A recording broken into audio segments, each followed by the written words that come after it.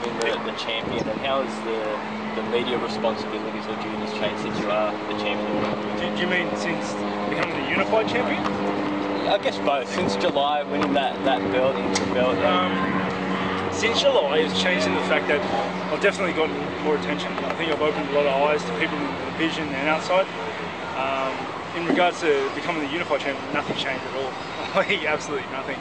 I don't think there was a doubt in anyone's mind who the real champ was. You know, I fought my way up through some hard dudes to get to where I am. And, yeah, you know, I am the champ. I was the champ. Cool. And I guess being your first title defence at home, was this obviously more ideal for you fighting in Perth? There was talks of you wouldn't mind going to Montreal to fight GSP, but does this situation work out better for you? 100%. I would have fought him anywhere in the world if he wanted to, but this definitely works out better. To be only a 4-hour flight away from the home, and to fight in Australia where I have the home ground advantage, it's always the best possible situation. I'm stoked to be fighting in Australia. It's always my biggest dream is to fight and defend the belt in Australia, and to be able to do that is just a dream come true. Was it a bit disappointing that you didn't end up having to take on GSP to become the undisputed champion? Yeah, it was, because I wanted to fight George out of respect more than anything. I idolised him as a child, coming up as a young man, coming up in my career. It was always like one of my biggest idols, and to be able to fight him would have been great, to put him on my resume to say, I fought George St. Pierre. That was great. But yeah, I don't think I ever really convinced myself that he would fight me. I think it was a dangerous fight for him, a hard fight for him, and yeah, it is what it is. When did you get that confirmation that he was dropping the title and you'd be fighting? It's funny, I went up to Falls Creek for a bit of a training session with the camp, with the boys for the prep of the camp, and on the way up there, at the end of like an 8-hour trip, we got a text message saying, "Congratulations, you're the new unified middleweight champion." It's like, great. Yeah, that's awesome, I guess. But what it did do was, it gave me direction. It gave me an opponent, it gave me a place, a time, and it gave me something to strive for. I'm very objective driven, so to be given an opponent and a place, and a time and a date, it's great. Get a new belt? I think they've told me I'll get a new belt. I hope I get a new belt. Because my ones are going to be ready. I won't let my son drag it around the house. It's a bit too much, but yeah, I think so. Big ceremony if you do get the belt? The new belt? I don't think so, but I hope so. A little fanfare wouldn't hurt.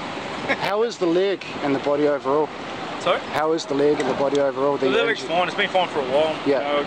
I didn't require surgery or anything like that, so it's just a natural healing process. Some nice extensive rehab and now rehab, make sure it doesn't happen again, but otherwise I've been back in full training for a while. And how good is it to finally have clarity on the middleweight division? Obviously for a while there were a lot of questions as to who you would have to fight, but now Rockhold's the obvious, you're going to fight him, and after that there'll be more contenders. Yeah. Is it good to have clarity? It's the best thing for me. Like I said before, I'm very objective driven, so for me it's very important to know who I'm fighting, when I'm fighting, and roughly the direction I'm working in. It just gives me that little bit extra push to do what I need to do to get sessions to work towards something. You said before that you want to be known as one of the best ever. Anderson Silva won the title at 31 years old. You're only 26. Do you look at his record and see that as something that you want to beat, or is it a little bit too early to say that? I haven't given it any thought really. I think the pathway for me to become the best ever is simply just to keep training, improving myself and taking on fights. I've had that mentality from the start, and it's served me well. Kelvin Gastelum was campaigning hard for a fight against you. Did the UFC approach you at all with that option of possibly choosing Rockhold or Gastelum, or was that ever in your mind that you could possibly be fighting Kelvin Gastelum? I'm going to say maybe. they might have approached me. I think it's what Kelvin should be doing, campaigning for that fight, for the fight for the champion. But in my opinion, he's got a bit of work to do still. And that's not saying he's not a hard fighter. He's a very hard fighter. I think everyone in the top 10 is a very hard fighter. Kelvin Gastelum's got a bunch of great skill sets, and he's beaten some real studs. But he can fight some other guys, in the top 10, some other killers. that I had to work my way through. So you don't agree with this statement that you made the easy decision? Okay, anyone who thinks Rockhold is an easy fight is you know, off their head. He's the previous champ. He's one of the best fighters in the world. It's, anyone that can say he's an easy fight can fight him.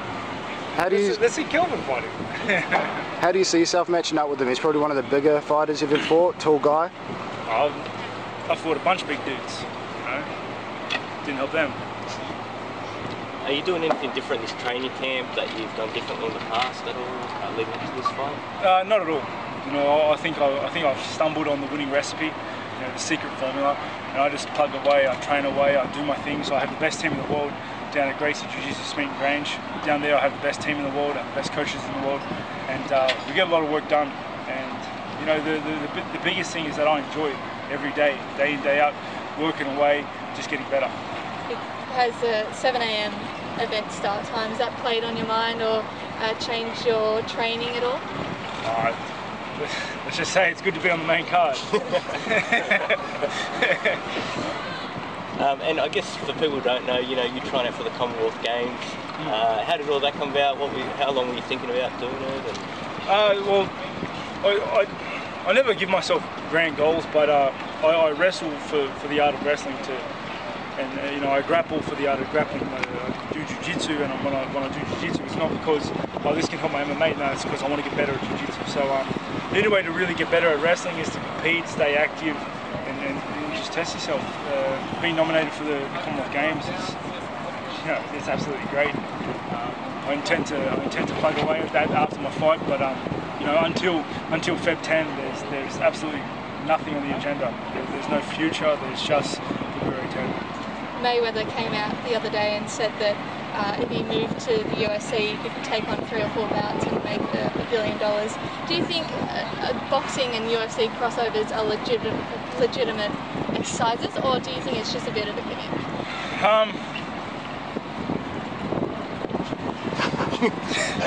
Like, they can do what they want. Like, it doesn't bother me. Mayweather wants to come over and fight UFC, do it. There's hard guys here, but like, I don't think he'll be a stroll in the park. Granted, he's the best boxer ever seen, just about. But yeah, I don't mind. I think it's great for both sports. I think it brings some spotlight and some light on both sports. I think crossing them over is fine, but for the safety of the athletes, I think everyone needs to be properly prepared, especially guys moving into MMA due to the diversity of the skill sets. If you got the chance, would you ever take him on? Mayweather? Oh, yes. Like, yeah, no, 100%. I'm pretty sure my dad would fight him for the pay grade. You know what I mean? Yeah, it'd be an honour, but I don't think it's even a feasible idea. Like, he's much smaller than I am, and I'm not a bully. Right. We got some photography done. Thanks very much.